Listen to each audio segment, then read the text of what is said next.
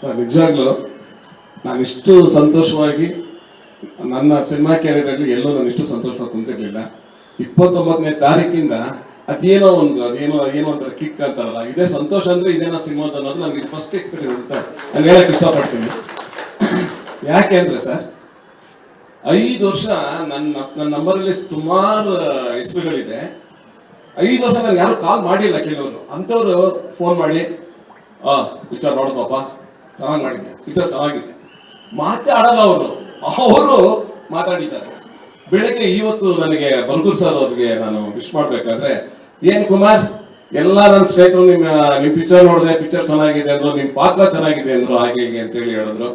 ನಿಜವಾಗ್ಲು ನನಗೆ ಕಾಟೇರ ನನ್ನ ಸೌಭಾಗ್ಯ, ಇದು ನಾನು ಮರೆಯಕ್ಕೆ ಸಾಧ್ಯನೇ ಇಲ್ಲ.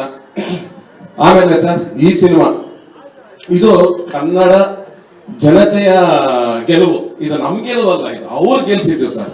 ಆಮೇಲೆ ಇನ್ನೊಂದೇನಂತ ಹೇಳಿದ್ರೆ ಸರ್, ಮುಖ್ಯವಾಗಿ 50% ಕ್ರೆಡಿಟ್ ನಿಮಗೆ ಸರ್ ಹೋಗೋದು.